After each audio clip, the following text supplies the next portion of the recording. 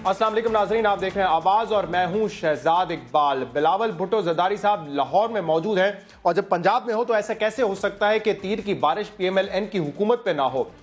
कल भी उन्होंने तनकीद का निशाना बनाया नून लीग को और आज भी उन्होंने तनकीद का निशाना बनाया, चाहे मेट्रो बस हो, दानिश स्कूल हो या फिर नून लीग के दूसरे मंसूबे, उन सब पर जो है बिलावल भुट्टो ज़रदारी साहब ने जो है वो तनकीद की है। और आज तो ये भी कह दिया है कि जो करप्शन है उस पे उसके खात्मे के लिए दोहरा मयार जो है वो नहीं चल सकता और कोई मुकद्दस गाय करप्शन के खात्मे के आड़े ना आए। बिलावल भुट्टो ज़रदारी साहब के साथ साथ आसिफ अली ज़रदारी साहब भी जो है नून लीग पर तनकीद कर रहे हैं। अभी 2 रोज पहले उन्होंने बयान दिया है कि तोहफा जो दिया है नून लीग ने हमें, वो इस सूरत में दिया है कि हमारे बहनोई यानी कि मुनव्वर तालपुर साहब जो कि मेंबर नेशनल असेंबली है, उनके ऊपर उन्होंने रेफरेंस जो है केस जो है वो बना दिया है।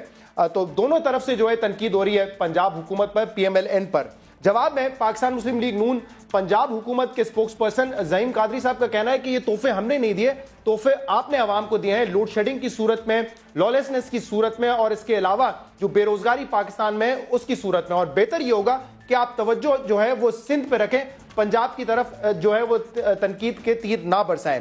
और मेरे ख्याल से काफी हद तक ये बात दुरुस्त भी है, क्योंकि इस वक्त भी हम देख रहे हैं कि सिंध में, बिलखसूस कराची में, सिविल सोसाइटी की तरफ से, बल्कि आप ये कह लें कि एक फर्द की तरफ से ये मुहिम जारी है कि सिंध में गटर के ढक्कन तक नहीं है, वो ढक्कन तो कम से कम लगा ले। तो ये तनकीद जो है काफी हद तक पीपल्स पार्टी पे दुरुस्त भी बनती है कि काम इस वक्त करने की जरूरत है कराची और सिंध में। दूसरी तरफ हम ये भी देख रहे हैं कि MQM भी जो है वो पीपल्स पार्टी के खिलाफ बात कर रही है, उन पर तनकीद कर रही है। उन्होंने ये तनकीद भी की है कि जो मेयर के इलेक्शन होने थे वो अब तक नहीं हुए, जो बल्दियाती निज़ाम के तहत इख्तियारात होने चाहिए वो नहीं दिए जा रहे लोकल गवर्नमेंट को।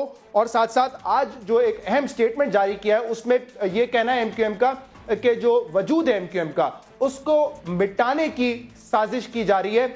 और ये भी कहा है कि हम इस साजिश का मुकाबला मुजाहरों से करेंगे, यानी कि पुरअमन मुजाहरे जो है वो MQM की जानिब से किए जाएंगे। MQM इस इशू पे तो बात करी, लेकिन पिछले हफ्ते जो एक बड़ा अहम इशू था, डॉक्टर इमरान फारूक कत्ल केस के जो मुल्जिमान थे उनका इकबाली बयान था, जिसमें उन्होंने कहा था कि हमें MQM के leader, senior leader Mohammad Anwar की तरफ से अहकाम जारी हुए थे कि डॉक्टर इमरान फारूक को कत्ल कर रहा है और उसकी वजह ये थी कि वो अपनी एक पार्टी बनाने जा रहे थे। ये खबरें पहले भी हम सुन चुके हैं, लेकिन ये पहली मर्तबा इकबाली बयान आया। तो इस पर MQM खामोश क्यों है? MQM नॉर्मली इन इशूज पर अपना रद्द अमल जरूर देती है, लेकिन उनकी तरफ से हमने कोई रद्द अमल नहीं देखा। क्या वजह है, ये प्रोग्राम में जानने की कोशिश करेंगे। हमारे साथ आज प्रोग्राम में खालिद मकबूल सिद्दीकी साहब, मेंबर नेशनल असेंबली और सीनियर रहनुमा MQM के। बहुत बहुत शुक्रिया खालिद साहब प्रोग्राम में तशरीफ लाने के लिए। हमारे साथ कराची से मौजूद हैं निसार खोड़ो साहब, पाकिस्तान पीपल्स पार्टी के रहनुमा। आपका भी बहुत बहुत शुक्रिया निसार खोड़ो साहब। और कुछ ही देर में हमारे साथ मुसद्दिक मलिक साहब भी होंगे, PMLN के रहनुमा। खालिद साहब, ये पुरअसरार खामोशी की वजह क्या है? इकबाली बयान, आप लोग हमेशा कहते हैं कि सिर्फ मीडिया ट्रायल ना करें, लेकिन ये तो अदालत में 2 मुल्जिमान का बयान है कि हमने कत्ल किया है और डॉक्टर मोहम्मद अनवर साहब के कहने पे ये कत्ल हुआ है। नहीं, मेरे ख्याल है हमारे कई लोग टीवी पे आके इस हवाले से बातचीत कर चुके हैं। ये केस अभी कोर्ट में है। हमने शुरू से ये कहा कि देखिए ये कत्ल हुआ था लंदन में, और वहाँ की जो पुलिस थी इस पे तहकीकात कर रही थी। अगर पाकिस्तान की हुकूमत को इस तरह के क्रेडिबल किस्म की उनके पास शवाहिद थे तो बेहतर ये होता कि ये आप बरतानवी पुलिस के हवाले इनको करते, ताकि इंसाफ के तकाजे पूरे किए जा सकते। उनकी क्रेडिबिलिटी दाव पे नहीं है। जहाँ तक ये जो लोग गिरफ्तार हैं और उनसे बयानात लिया जा रहा है, देखिए पाकिस्तान की 50 साल तारीख में तो ये, और ख़ास तौर पे MQM के हवाले से, MQM के बड़े बड़े जिम्मेदारों को, सेनेटर्स को, MNAs को गिरफ्तार करके, तशद्दुद करके, टीवी पे लाके पता नहीं कौन कौन से कत्ल के मुकदमात उनसे एतराफ़ात कराए गए। अदालत में, वो भी अदालत में ही ना, अदालत जब लेकिन आला अदालतों में गए हैं तो वहां से इंसाफ मिला है। इस केस के हवाले से हमारी ख्वाहिश ये है कि डॉक्टर इमरान फारूक, जो कि हमारे ना सिर्फ बहुत सी सीनियर रहनुमा, बहुत साथी थे, हमसे ज़्यादा और ख़ास तौर पर कायदे तहरीक अल्ताफ़ हुसैन ज़्यादा किसी को इत्मीनान क़ल्ब नहीं होगा अगर इनके कातिल पकड़े जाएं। अगर यही लोग कातिल हैं तो उनको सज़ा मिलनी चाहिए, लेकिन इनके ज़रिए मीडिया ट्रायल की कोशिश ना की जाए। अदालत ये भी एंटी टेररिस्ट कोर्ट में है ना, इसके बाद ये یہ لیکن اگر آپ یہ کہتے ہیں خالد صاحب کہ اگر انہوں نے یہ کارروائی کی تو ان کو سزا ملنی چاہیے، لیکن ساتھ ساتھ یہ جو نام لے رہے ہیں کہ اور وجوہات بتا رہے ہیں کہ انور صاحب کے کہنے پہ یہ قتل ہوا، ہمیں پیسے وہاں سے بھجوائے گئے، سارا پلان تھا، معظم خالد شمیم انہوں نے یہ پلان بنایا، تو پھر جو پلانرز ہیں ان کو بھی سزا ملنی چاہیے نا؟ دیکھیں لاجک تو یہ ہے نا کہ اگر آپ کو اتنا زیادہ تھا تو آپ ان سب کو برطانیہ کے حوالے کرتے تاکہ کوئی فیصلہ آتا ایم کیو ایم کے خلاف تو پوری دنیا یقین کرتی. مطلب پاکستانی عدالتوں پہ آپ کو جو ہے وہ یقین نہیں؟ جناب آپ بڑے بڑے کیسز کے حوالے سے سوال آج تک اٹھتا رہتا ہے نا کہ کس کا جوڈیشل مرڈر ہوا ہے، کس کا ایکسٹرا جوڈیشل کلنگ ہوئی ہے، تو ہم بھی انتظار کر رہے ہیں اس پہ زیادہ. آپ کا اعتراض ابھی بھی یہ ہے کہ پاکستانی عدالت سے یہ کیس کیوں چل رہا ہے وہاں پہ چلے، آپ اس پہ نہیں ابھی تک جواب دے رہے کہ یہ جو انہوں نے بیان دیا یہ درست ہے یا غلط ہے؟ جناب علی یہ تو فیصلہ عدالت کو کرنا ہے. ہم تو یہ نہیں بالکل 100%. اگر یہ کہتے ہیں کہ ہم لوگ جو ہے اے پی ایم ایس او کے تھے اور خاص طور پہ کاشف اور یہ محسن علی، تو پھر یہ کہہ رہے ہیں کہ ہم ایم کیو ایم کا حصہ تھے نا. ٹھیک ہے، میں یہ کہہ رہا ہوں کہ جن کے نام لیا جا رہا ہے نا عدالت میں کیس چلے گا. ابھی میں مکمل طور پہ کہہ رہا ہوں کہ یہ جن ایم کیو ایم کے رہنماؤں پر قتل کا الزام لگایا جا رہا ہے بالکل بے بنیاد ہے. بے بنیاد ہے. ٹھیک ہے، یہ تو ایم کیو ایم کا آفیشیل وہ ہے. یہ دیکھ لیجئے گا آپ، سال ڈیڑھ سال بعد دوبارہ بلائیے گا، پھر دیکھیے، کیونکہ ہمارے حوالے سے اس طرح کے بہت حکیم سنگھ کا کیس میں نہیں تھا. آپ نے تو عدالت جو جس کو کینگرو کورٹس کہا جاتا ہے، اینٹی ٹیررسٹ کورٹ کہا جاتا ہے، آپ نے ایم کیو ایم کے 15 لوگوں کو سزائے موت دے دی تھی. پھر کیا ہوا؟ ہائی کورٹ اور سپریم کورٹ میں کیا ہوا؟ مصدق کے بارے میں خاموشی ہے. موجود ہیں. بہت بہت شکریہ مصدق ملک صاحب جوائن کرنے کے لیے. یہ کہہ رہے ہیں اگر اتنے ہی ثبوت تھے تو پھر ان لوگوں کو حوالے کر دیا جاتا برطانوی حکومت کے اور پھر وہاں پہ کیس چلتا. یہ میرا اعتراض نہیں ہے، میں تو ایک لاجیکل بات کر رہے ہیں اور کہہ رہے ہیں کہ ظاہر سی بات ہے وہاں سے اگر کوئی اس طرح کی بات ہوتی تو وہ زیادہ کریڈیبل ہوتی. پاکستانی اداروں پہ اور عدالت کا وہ آبویسلی کہہ رہے ہیں کریڈیبلٹی نہیں ہوگی جو وہاں پہ ہوتی. دیکھیے سب سے پہلی بات تو یہ ہے کہ کسی بھی شخص کو کسی غیر ملکی عدالت یا کسی کیس کے حوالے کرنے کا ایک طریقہ کار ہے ایکسٹریڈیشن کا، اور ایکسٹریڈیشن کے لیے اگر یونائٹڈ کنگڈم جب ہمارے پاس ایک فارمل اپلیکیشن دائر کرے گا تو ہم ضرور اپنے قوانین کے مطابق اور اپنے حالات کے مطابق اس کا فیصلہ کریں گے کہ ان کو ان کے حوالے کیا جانا چاہیے یا نہیں. اور اگر قانون کے لیے ضروری ہوا کسی وقت کہ انصاف مہیا کرنے کے لیے ان کا وہاں جانا ضروری ہے تو حکومت اس کو ضرور کنسیڈر کرے. یہ کیس بدنیتی پہ تو نہیں بنایا ہے؟ دوسری بات جو ہے دیکھیے کیس بدنیتی پہ بنایا نہیں؟ Not at all. دیکھیے کیونکہ 2010 میں یہ ہوا تھا نا واقعہ، اور کیس تو ابھی بنا ہے 2015 میں. دیکھیے دو چیزیں ہوئی ہیں. ایک تو قتل کا کیس ہے، وہ مقدمہ چل رہا ہے برطانوی عدالتوں میں کیونکہ ان کی سرزمین کے اوپر یہ قتل ہوا ہے اور وہی اس کا فیصلہ کریں گے. اور صدیقی صاحب جیسے کہہ رہے تھے کہ ان کو کم از کم وہاں پہ تو اعتماد ہے، تو انشاءاللہ وہاں پہ انصاف ہوگا، اور اگر بے گناہ لوگ ہوں گے تو بچ جائیں گے، اور اگر جو گناہ گار ہوگا وہ ضرور قانون کے آڑے ہاتھوں آئے گا. جہاں تک پاکستان کا تعلق ہے، پاکستان میں جو مقدمہ چل رہا ہے وہ قتل کی سازش کا ہے، قتل کا نہیں ہے. اور اگر وہ سازش پاکستان میں کی گئی ہے اور وہ تمام طریقہ کار جیسا کہ آپ نے دیکھا کہ اقبالی بیانات جو ہیں یہ پولیس کے سامنے نہیں دیے گئے، یہ میجسٹریٹ کے سامنے دیے گئے ہیں، اور یہ دو مختلف چیزیں ہیں. اور میجسٹریٹ کے سامنے انہوں نے اقبالی بیان دیا ہے، اور میرے خیال میں کیونکہ قائد جن کا جو شہید ہوئے ہیں وہ تو ایم کیو ایم کے قائد ہیں، تو ایم کیو ایم کو تو اس کو سپورٹ کرنا چاہیے. میں اس سے آگے بڑھنا چاہتا ہوں، بلاول بھٹو کے حوالے سے بات کروں، لیکن خالد صاحب یہ بتا دیں کہ آپ نے بھی اس دن اعتراف کیا تھا کہ یہ محسن علی کا تعلق اے پی ایم ایس او سے ہے، رہا ہے، تعلق رہا ہے، پھر اس کا مطلب ایم کیو ایم سے تعلق ہوا نا، وہ آپ ہی کے اسٹوڈنٹ بن گئے. ہاں لیکن میں تو کہہ رہا ہوں نا اس کو چلنے دیجیے. میں یہ اعتراض نہیں کر رہا ہوں کہ کیس چل رہا ہے. میں نے آپ کے آغاز میں یہی کہا کہ ڈاکٹر عمران فاروق بھائی کے قاتل پکڑے جائیں گے تو ایم کیو ایم خاص طور پہ قائد تحریک سے زیادہ اطمینان قلب کسی کو نہیں ہوگا، چاہے ہم میں سے ہوں یا ہم میں سے نہیں. اور وہاں پر وہ پیش بھی ہوئے ہیں عدالتوں میں، وہاں پہ عدالت میں تو نہیں، پولیس کے سامنے کویشچن کیا گیا ہے الطاف حسین صاحب کو. اگر ضرورت پڑی تو پاکستان میں بھی آ کے بیان ریکارڈ کرائیں گے اپنا، یہ حالات کے تحت فیصلہ. کیونکہ ابھی تک تو ایکسٹریڈیشن تو نہیں مانگی، جو کوئی خبریں چل رہی تھی کہ انٹرپول کے ذریعے بلایا جائے گا، ایسی تو کوئی بات نہیں. لیکن اگر وہ چاہتے کہ دیکھیے برطانیہ میں خود آئیں گے وہ یہاں پر، اسکاٹ لینڈ یارڈ اس پہ تحقیقات کر رہی ہے نا. ٹھیک ہے، تو وہاں پر ہر مرحلے میں ان کے ساتھ تعاون کیا گیا ہے. تو میں نہیں سمجھتا ہوں کہ یہاں پہ تو ایک انتقامی کارروائی کا ایک پوری روایت رہی ہے پاکستان کے اندر. آپ کے خیال میں نون لیگ نے جو کیس بنائے انتقامی کارروائی کے تحت بنائے؟ میں یہ نہیں کہہ رہا، لیکن یہ رہا ہے تو اس حوالے سے پارٹی فیصلہ کرے گی. میرا نہیں خیال کہ اس کی ضرورت پڑے گی. آپ کے خیال میں یہ کیس یہاں پہ بننا چاہیے تھا؟ کچھ میں تو آئینی ماہرین نہیں ہوں، کچھ آئینی ماہرین یہ کہتے ہیں کہ اگر پاکستان میں مکمل انصاف ہونا تو یہاں پر ایف آئی آر درج کرنے والوں کے خلاف ایف آئی آر درج ہو سکتی ہے. صحیح ہے.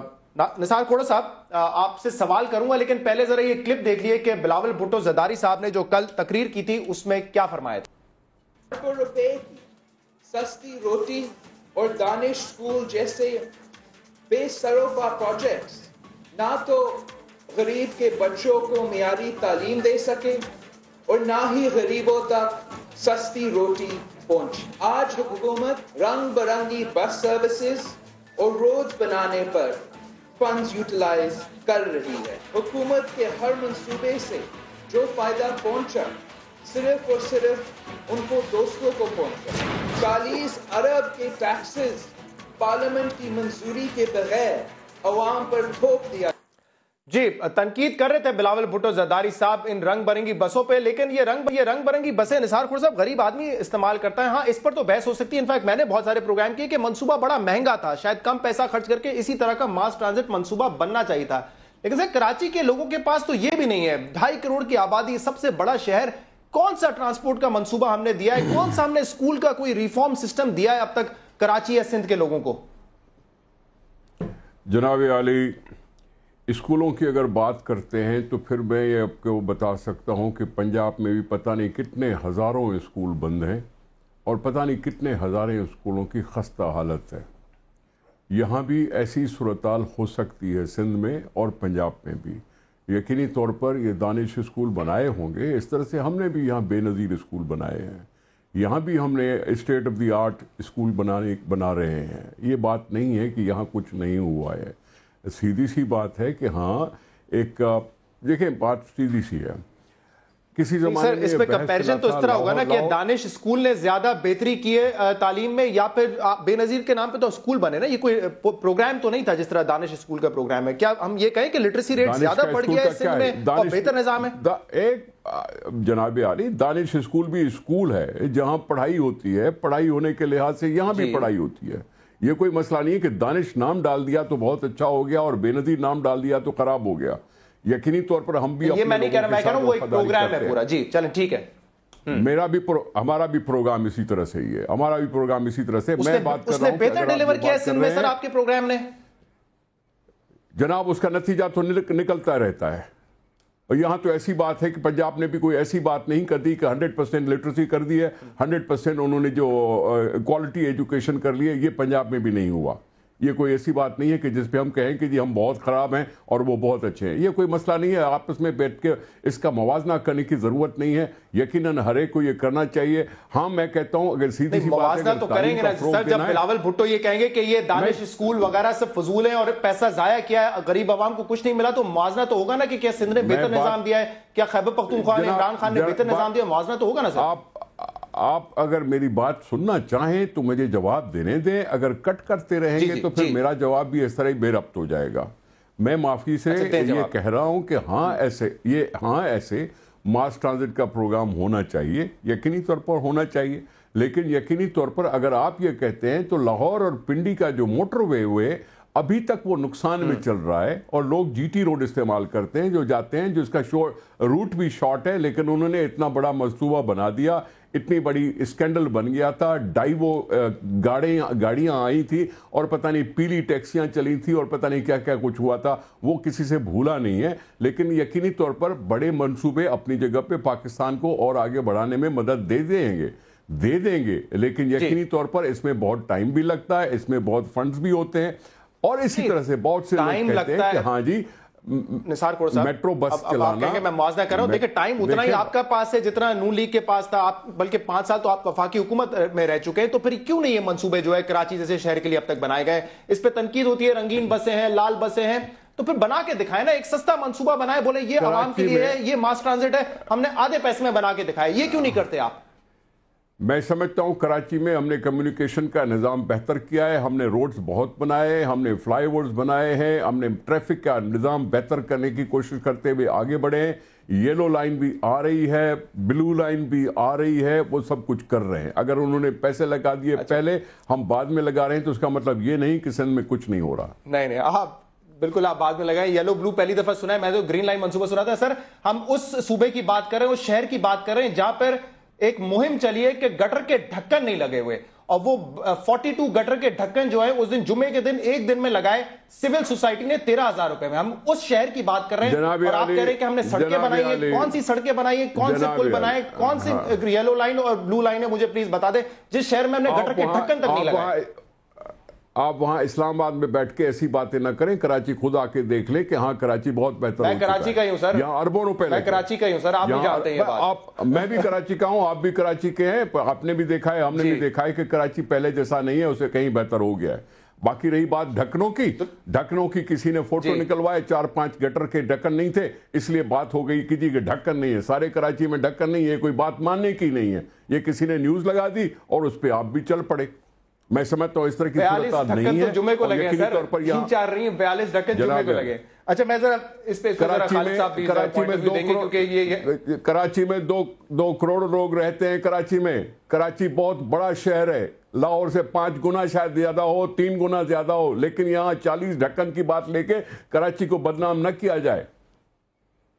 اچھا میں اس پہ پھر بات کرتا ہوں ڈھکنوں پہ. یہ بتائیں کہ مصدق ملک صاحب, یہ تنقید جو ہے بلاول صاحب کی اس لیے ہے کیونکہ وہ پنجاب میں, لاہور میں, تو ظاہر سی بات ہے آپ سیاسی تقریر وہاں پہ کرتے ہیں, یا واقعی یہ جو دانش اسکول ہے اور خاص طور پہ سستی روٹی پہ تو بڑی تنقید ہوئی تھی کہ وہ تو ایک ناکام پروجیکٹ تھا, لیکن دانش اسکول, میٹرو بس, عوام خوش نہیں ہے اس سے؟ دیکھیے اگر میں, جیسا کہ آپ نے پہلے ہی کہہ دیا, اگر میں بہت دیر تک سوچتا رہوں کہ میں کس چیز پہ تنقید کروں تو مجھے بڑی پرابلم ہوگی کے پی کے اندر اور سندھ کے اندر وہ چیزیں ڈھونڈنے کی جن پہ تنقید کی جا سکے, کیونکہ ہمیں وہ موقع ہی نہیں فراہم کیا گیا کہ ہم یہ کہہ سکیں کہ یہ زیادہ اچھا بنا یا برا بنا, بیکاز بہت زیادہ کچھ بنا ہی نہیں. جہاں تک تنقید کا سوال ہے, میٹرو کے اوپر ان کی تنقید سر آنکھوں پہ, وہ ایک سیاسی لیڈر ہیں اور اگر وہ سمجھتے ہیں کہ اچھا پروگرام نہیں ہے تو جیسا آپ نے کہا ان کو تنقید کرنی چاہیے, مگر اس سے پھر بہتر پروگرام لانچ کرنا چاہیے. مگر اس کے ساتھ ساتھ وفاقی حکومت نے تحفے کی شکل میں ان کو ایک پروگرام دیا ہے جو یہی پروگرام ہے کہ کیس بنا دیا ہمارے بہنوئی پہ آپ نے. نہیں دیکھیے نا آپ, ہم نے تو پورا پروگرام اس کا ڈیزائن کر کے, ٹیکنیکل سٹڈیز کر کے, بجٹ ایلوکیٹ کر کے, بجٹ ڈال کے ان کے حوالے کر دیا کہ اب آپ اس کو امپلیمنٹ کر دیں. ابھی تک وہ امپلیمنٹ نہیں ہوا, لیکن جب وہ ہو جائے گا تو اسی طرح کی رنگ برنگی بسیں جو ہیں وفاقی حکومت کے تحفے کے طور پہ کراچی کے اندر چلا کریں گی, تو پھر اس کے اوپر بھی شاید تنقید ہوگی, لیکن کوئی بات نہیں, ہمیں اس سے کیا غرض, ہم کام کرتے چلے جائیں گے, تنقید ہوتی چلی جائے گی اور یہ کام بہتر طریقے سے ہو سکتے ہیں. خالد صاحب, نثار صاحب کہہ رہے ہیں کوئی پرابلم نہیں ہے, انہوں نے پہلے پیسے لگا دیا, ہم بعد میں لگائیں گے, یلو لائن بن رہی ہے, بلو لائن بن رہی ہے, سڑکیں بہت بنی ہیں اور بہت سارے پروجیکٹ ہیں. یہ بات صحیح کر رہے ہیں نثار کھوڑ صاحب, فیکچولی بات درست ہے. ایک تو میں بات کرنا چاہوں گا سر, 1 منٹ میں بات کروں گا. معافی کے ساتھ وفاقی حکومت نے تحفے کی بات مجھے میں نہیں سمجھتا کہ کرنی چاہیے, کیونکہ سندھ بہت وفاق کو ٹیکسوں کی مد میں مدد کرتا ہے. وفاق کے پاس ہر صوبے کے لیے پروجیکٹ ہونے چاہیے اور یہ تحفہ نہیں سمجھنا چاہیے. یہ ہمارا حق بھی بنتا ہے کہ وفاق کی حکومت ایسے کوئی پروجیکٹ دے جس میں ہمارا صوبہ بھی اسی طرح سے آگے بڑھ سکے جہاں کہیں بڑھنے کی کوشش کی جا رہی ہے. ٹھیک ہے, آپ کا پوائنٹ نوٹ کر لیجیے. دیکھیے میری بات تھوڑی سی سنیے گا کہ جب بھی کراچی کے حوالے سے ایم کیو ایم بات کرتی ہے تو کہا جاتا ہے کہ آپ کے پاس 30 سال سے مینڈیٹ ہے, آپ نے کراچی کے لیے کیا کیا. کراچی میں پہلی دفعہ ایم کیو ایم کا جب میئر آیا تھا ڈاکٹر فاروق ستار 28 سال کی عمر میں 1987-88 میں, تو انہوں نے پاکستان کے اندر پہلا ماس ٹرانزٹ کا منصوبہ لے کے آئے تھے.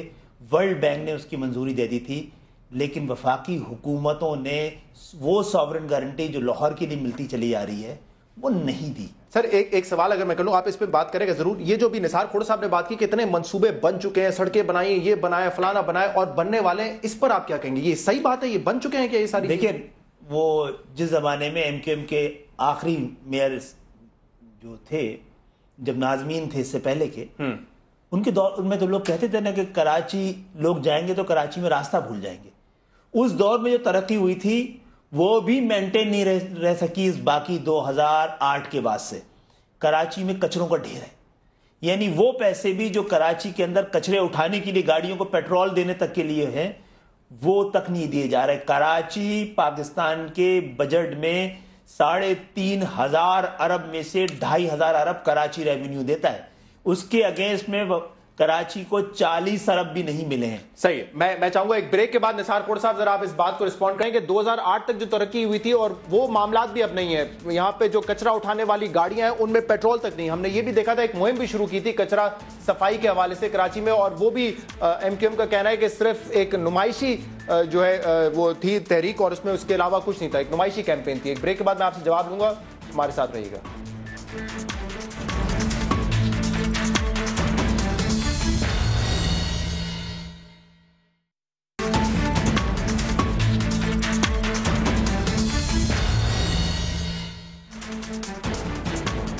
ویلکم بیک ناظرین.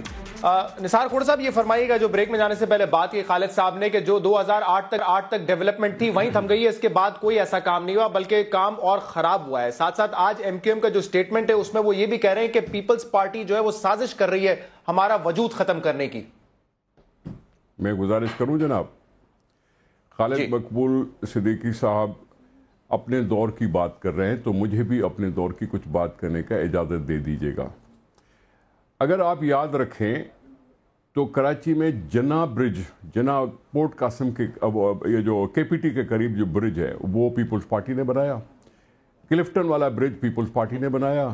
کینٹ اسٹیشن کے قریب اوور ہیڈ برج پیپلز پارٹی, میں بات کر لوں. بلوچ کالونی کا ہم نے بنایا, راشد بناس پر ہم نے بنایا, یونیورسٹی روڈ پر ہم نے بنایا, یہ جو ادھر کالا پل کے قریب ہے برج وہ ہم نے بنایا. یہ ساری باتیں اس طرح کراچی میں ہوتی رہی ہیں. یہ جو لیاری ایکسپریس وے ہم نے بنایا, ناردرن بائی پاس ہم نے بنایا, یہ ساری چیزیں ہوتی رہی ہیں. اور خالد مقبول صدیقی صاحب جو کہہ رہے ہیں اگر ان کے ناظم نے کچھ کام کیا, یقیناً ان کو بھی فنڈنگ ہوئی تھی, وفاق کی طرف سے فنڈنگ ہوئی تھی. ان کے ٹائم پہ ایک سلسلہ شروع ہوا تھا کہ جی یہاں سے میٹروپول سے ایئرپورٹ تک یا ایئرپورٹ سے آگے اسٹیل مل تک ہم ٹریفک فری اور سگنل فری کوریڈور بنائیں گے, جو بھی پوری نہیں ہوئی. جس پہ بھی مہران ہوٹل کے قریب انڈر پاس ابھی ہم نے بنایا ہے.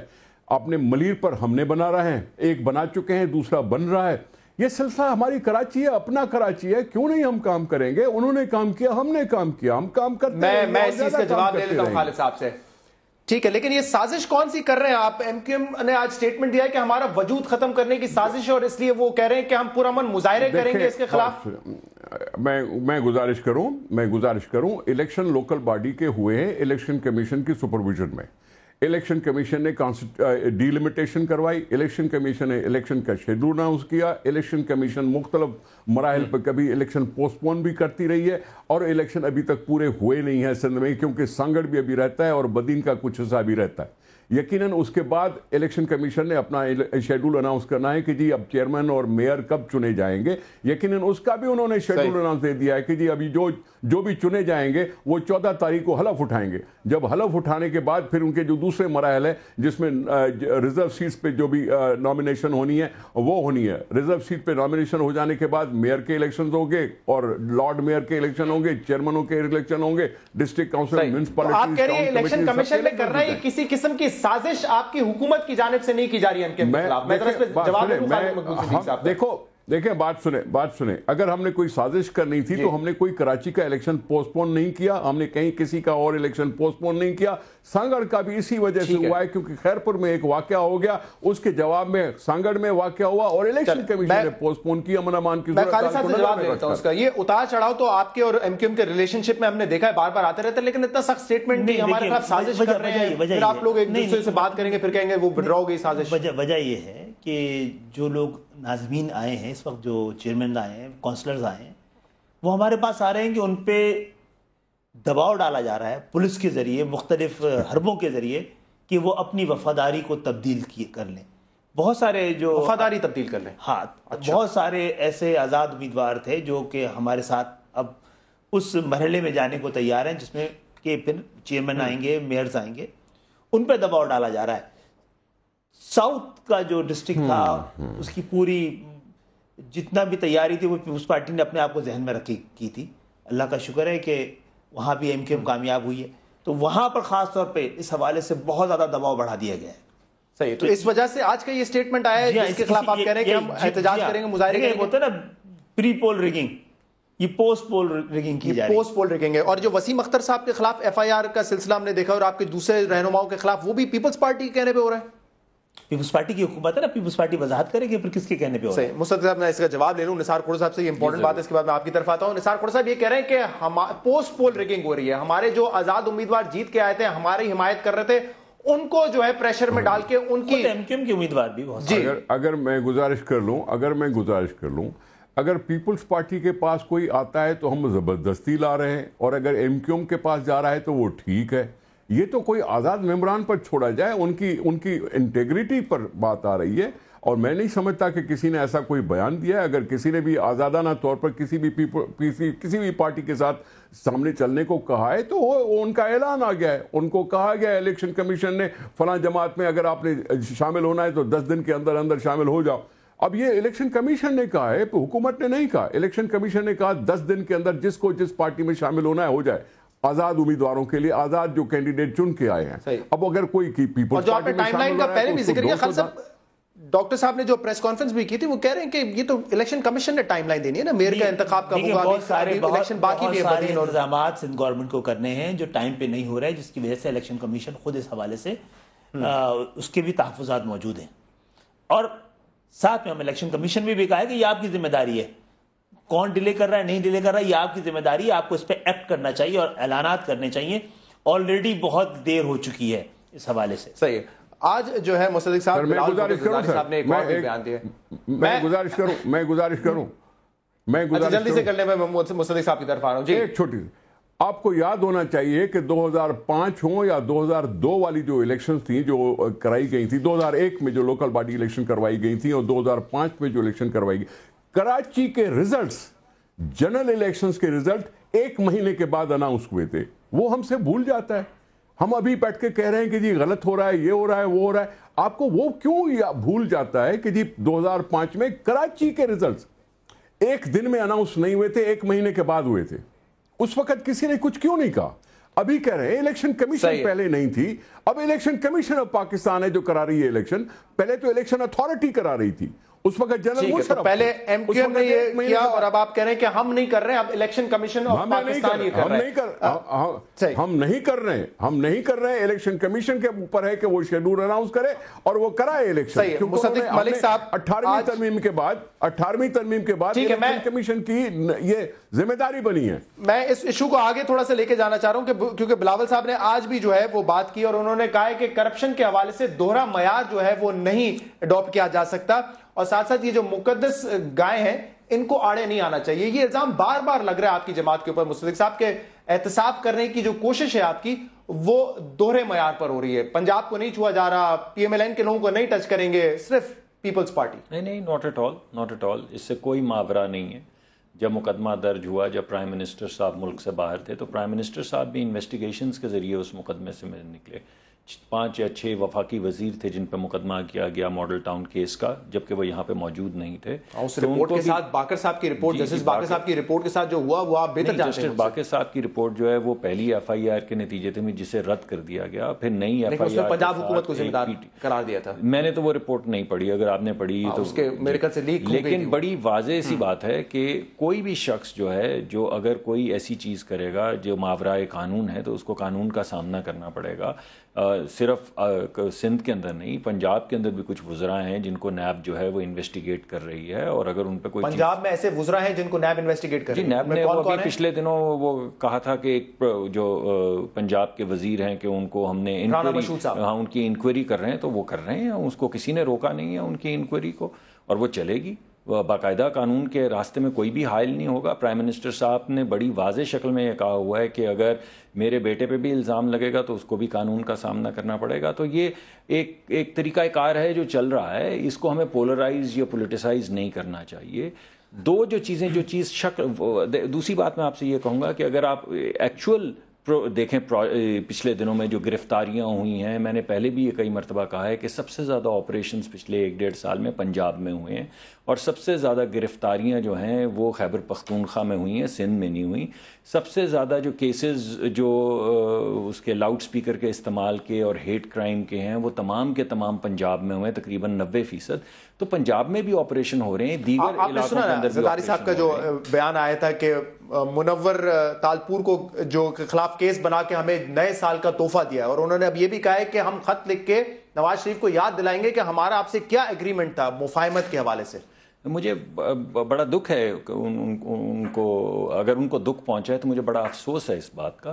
لیکن دیکھیے، اگر کسی کے اوپر کوئی الزام ہے اور اس کے ثبوت اور شواہد سامنے آ رہے ہیں اور جو قانون نافذ کرنے والے ادارے ہیں اس پہ کام کر رہے ہیں، تو آپ کے خیال میں ہمیں کیا کرنا چاہیے؟ اس کے راستے میں آ جانا چاہیے؟ کیا یہ ہے امپلیکیشن؟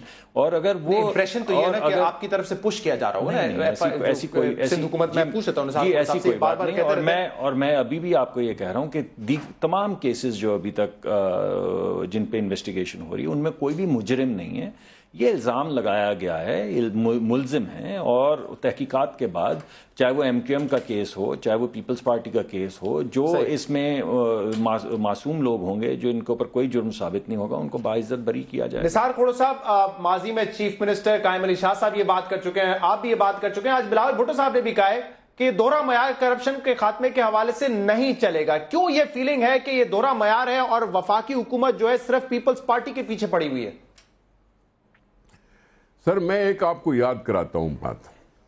حکومت میاں نواز شریف صاحب کی ہے، اب بھی ہے اور کسی زمانے میں تھی بھی. 1997 کا قصہ ہے جب محترمہ بے نظیر بھٹو صاحبہ پر ریفرنسز ڈال کر ان کو پروسیکیوٹ کیا جا رہا تھا، وکٹمائز کیا جا رہا تھا. اس وقت ایک ان کے ہی چیف منسٹر صاحب بنے تھے لیاقت جتوئی صاحب.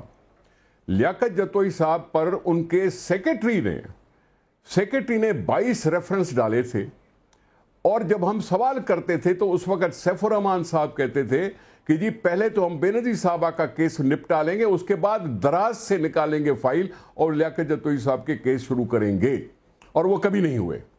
اب یہاں یہی بات میں بھی کہہ رہا ہوں. آپ نے ابھی سنا کہ رانا مشہور صاحب کی بات، نندی پور ہوا، یہ فلائی اوورز ہوئے، یہ پتہ نہیں کیا کیا کچھ ہو رہا ہے پنجاب میں اپنی جگہ پہ. یقینی طور پر اب منور ٹالپور صاحب پر جو کیس بنایا وہ کیس ہے کیا؟ بتائیں تو صحیح. کیا کہا ہے؟ Living beyond his means. اب یہ اپنی جگہ پہ انکوائری ہے، ہو جائے گی، جب بھی انکوائری ہو جائے گی. آصف صاحب نے بھی اگر کہہ دیا ہے کہ یہ تحفہ دیا ہے تو اسے یہ نہیں کہ یقیناً اب یہی ہے کہ جی منور ٹالپور صاحب آصف صاحب کے قریبی ہیں اس لیے اس پر ڈال دو. تو آصف صاحب نے کچھ تو کہنا ہے نا، کیوں نہیں کہیں گے؟ وہ کیوں نہیں کہیں گے؟ بلاول صاحب کیوں نہیں کہیں گے کہ بھائی ایک جب آپ یہ کہتے ہیں نثار کھوڑو صاحب کہ ہمارا مفاہمت کا ایگریمنٹ ہوا تھا، تو وہ کیا ایگریمنٹ تھا؟ کہ مطلب ہم کرپشن کریں گے، آپ نہیں پکڑیں گے، آپ کی کرپشن پہ ہم نہیں آواز اٹھائیں گے، اس طرح کا کوئی معاہدہ تھا؟ تو میرے خیال سے یہ تو بڑا غیر جمہوری اور غیر آئینی ہے. میں سمجھتا ہوں ہم نے مفاہمت جو کی تھی وہ چارٹر آف ڈیموکریسی کے تحت کی تھی کہ ہم نے کسی کے پیر نہیں کاٹنے، ہم نے کوئی رات کے اندھیروں میں سازشیں نہیں کرنی، ہم نے مینڈیٹ کا یعنی عزت کرنی ہے، احترام کرنا ہے، اور ہم نے ایسی کوئی حکومتیں ادھر ادھر کرنے کی، گرانے کی کوئی کوشش نہیں کرنی کہ ہماری جمہوریت ضرور مضبوط ہو سکے. یہ معاہدہ تو مجھے پتا ہے، اور کوئی معاہدہ مجھے یہ معاہدہ تھا. اچھا چلیں ٹھیک ہے، مجھے ایک بریک لینے تھا، اس کے بعد خالد صاحب سے بھی اس پہ بات کریں گے. رہیے گا.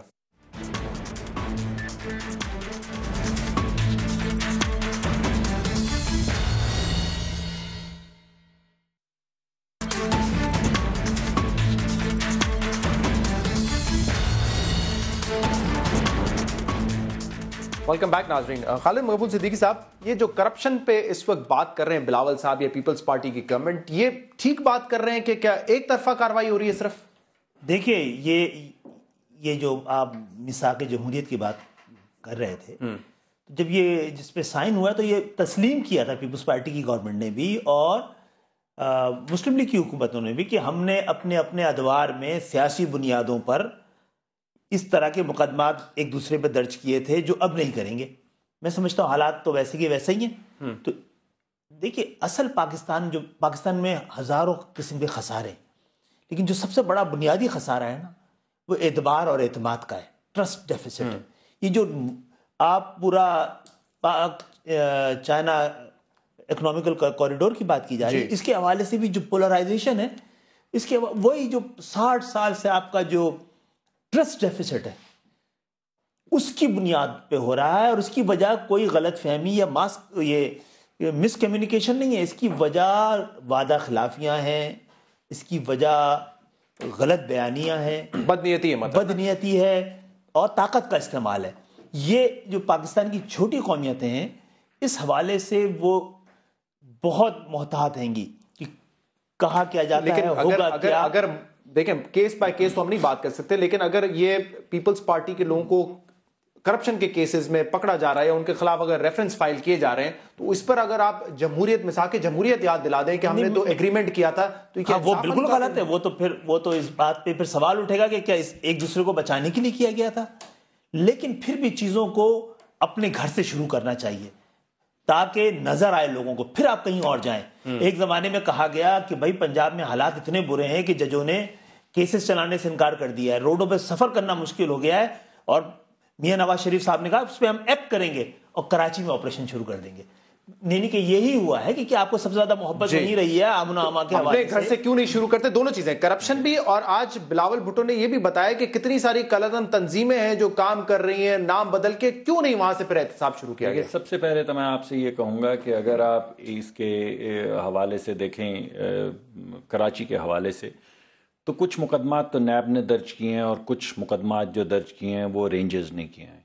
جو رینجرز کے مقدمات درج ہوئے ہیں اس کی لیڈرشپ سندھ حکومت کے پاس ہے، کیونکہ اس کو جو چیئر کر رہے ہیں وہ وزیر اعلیٰ سندھ کر رہے ہیں۔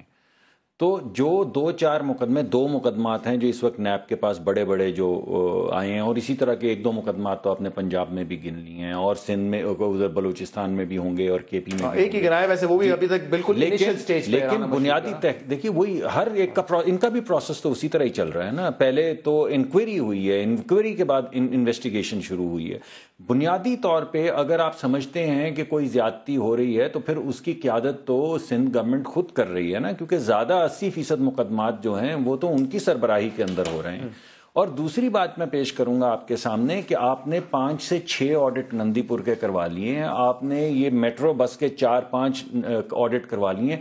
اب کتنے اور آڈٹ کروانے کے بعد آپ آخر میں کہیں گے کہ ہو سکتا ہے دھاندلی نہ ہوئی ہو؟ آپ تو اس بات پہ یعنی آپ نے مقرر کر لیا نا کہ آڈٹ رپورٹ کچھ بھی کہے، کوئی بھی رپورٹ نکلے، دھاندلی تو ثابت ہوئی کیا وجہ ہے کہ انصاف ہوتا ہوا کسی کو نظر نہیں آتا؟ پیپلز پارٹی کو نہیں نظر آتا؟ ابھی خالد مقبول صاحب نے 60 سال کا ذکر کر دیا، صدیقی صاحب نے بہت اعلیٰ، نہیں کسی کو نظر آ رہا، کسی کو اعتماد نہیں ہے کہ آپ نے جو وعدے کیے تھے اس پہ پورا کریں گے۔ کوئی نہ کوئی وجہ تو ہے نا جو اس وقت آپ لوگ کام کر رہے ہیں۔ میں موٹی چیزیں آپ کو، ابھی وہ پہلے کہہ رہے تھے کہ گارنٹی سندھ کو نہیں دیتی ہے، پنجاب کو دیتے ہیں۔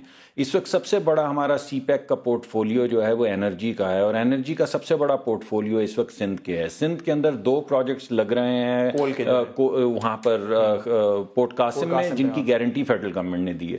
2 پروجیکٹس لگ رہے ہیں تھر کے اندر، جن کی گارنٹی فیڈرل گورنمنٹ نے دی ہے۔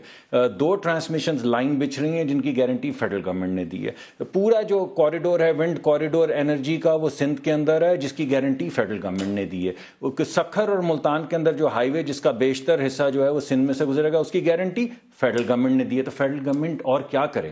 فیڈرل گورنمنٹ اور کون سی گارنٹیز دے؟ تو فیڈرل گورنمنٹ ہر صوبے کو گارنٹی دے رہی ہے۔ 18ویں ترمیم کے بعد ہر صوبے کے اندر بنا ہے انویسٹمنٹ اپنا ان کا انویسٹمنٹ کمپنی۔ اب اگر پنجاب کی انویسٹمنٹ کمپنی کے لوگ سارا دن بیگ اٹھا کے کراچی گھومتے رہتے ہیں چائنا کے اندر انویسٹمنٹ ڈھونڈنے کے لیے، اور سندھ اور کے پی کے لوگ نہیں نواز جاتے، شریف صاحب جاتے ہیں اور ان کے ساتھ صرف شہباز شریف صاحب ہوں گے اور دوسرے صوبوں کے وزرائے اعلیٰ کو نہیں پوچھا جائے گا، تو احساس محرومی تو ہوگی نا۔ مطلب جسٹ بیکاز اگر آپ بھائی ہیں تو اس کا یہ مطلب نہیں ہے چلو تم بھی چلے میں نے آپ کی ایک سیکنڈ کے لیے، اگر آپ بھائی اگر اجازت دیں گے 1 سیکنڈ کے لیے، تو میں آپ کی یہ بات مان لیتا ہوں۔ لیکن کسی نے یہ تو نہیں روکا نا، جس طرح انہوں نے ایک ایڈیشنل چیف سیکرٹری بنایا ہے جو انویسٹمنٹ ڈھونڈتا پھر رہا ہے، اور ان کا چیئرمین جو انویسٹمنٹ بورڈ کا ہے وہ سارا دن گھومتا رہتا ہے۔ تو خیبر پختونخوا کے اندر 40,000 میگا واٹس کے وہ پانی کے کارخانے تھے، ان میں سے ایک پروجیکٹ فیڈرل گورنمنٹ میں نہیں آیا۔ کوئی گورنمنٹ سندھ سے تیار ہو کے فیڈرل گورنمنٹ میں پروجیکٹ نہیں آیا کہ آپ یہ کیجئے۔ تو یہ جتنے پروجیکٹس ہیں یہ فیڈرل گورنمنٹ، یہ آپ صحیح کہہ رہے ہیں، یہ تو پہلے بھی بات کر چکے کہ ان کی بیک گراؤنڈ سے نااہلی بھی ہے اس میں۔ دیکھیے پنجاب سب سے بڑا صوبہ ہے، آج ان کی حکومت ہے، ان کی بنیادی ذمہ داری اس ٹرسٹ ڈیفیسٹ کو ختم کرے۔ ہمیں تو شبہ ہے کہ یہ جو فیصلہ کیا گیا ہے اسٹاک ایکسچینج کو ایک کرنے کا، اس کا یہ بدنیتی میں مشتمل ہے، کیونکہ یہ کراچی کا اسٹاک ایکسچینج ماضی میں دنیا کے اندر نمبر 1 رہا ہے۔ آپ نے اگر کرنا ہی تھا اور پاکستان نام دینا ہی تھا تو پھر آپ کراچی میں بناتے نا، آپ کو اسلام آباد میں کیوں بنا دیا آپ نے؟ کیا وجوہات ہے؟ اس کا بینیفٹ آپ ہی کو ہوگا نا۔ مجھے اسٹاک ایکسچینج تو ہر جگہ بنی نا, وہاں پہ بھی پاکستان اسٹاک ایکسچینج ہے, یہاں پر بھی اسٹاک ایکسچینجز کو کنیکٹ کیا گیا ہے اس وجہ سے کہ بعض لوگ جیسے کہ ہمارے اسٹاک ایکسچینج پہ بعض دفعہ لوگ ایلیگیشن لگاتے ہیں کہ انسائڈ ٹریڈنگ ہوتی ہے, مینیپولیشن ہوتی ہے. اب اتنی براڈ بیس ہو جائے گی کہ ہر پاکستان کا بندہ, آپ سمجھ لیں کراچی اسٹاک ایکسچینج. مجھے پروگرام وائنڈ اپ کرنا ہے, مجھے صرف یہ بتا دیں یہ آپ کے مظاہرے کب سے شروع ہوں گے اور کیا آپ کی اس پہ اسٹریٹجی ہوگی؟ دیکھیے جو آپ یہ بلدیاتی حوالے سے بول رہے ہیں, جو آپ نے سندھ کا موجودہ بلدیاتی نظام خود آئین سے براہ راست متصادم ہے. 140A کی سراسر خلاف ورزی پیپلز پارٹی نے اپنے دور میں ٹھیک ہے قومی اسمبلی سے 18ویں ترمیم کے ذریعے اختیارات کو وفاق سے صوبے میں منتقل کیے. لیکن بدنیتی یہ ہے کہ جو شہری علاقوں کے ادارے تھے وہ انہوں نے خود اس کے ڈیوالو کرنے کے بجائے اس کو سینٹرلائز کر کے صوبے کے پاس کرنا. میں اس میں مزید میں بات کروں گا. آپ کا بہت بہت شکریہ خالد مقبول صدیقی صاحب, اور بہت بہت شکریہ مصدق ملک صاحب. اسحاق کھوڑو صاحب بھی ہمارے ساتھ تھے, ان کا بھی شکریہ. اس پروگرام کا فیڈ بیک آپ ہمیں دے سکتے ہیں ہمارے سوشل میڈیا پر. اجازت دیجیے, اللہ حافظ.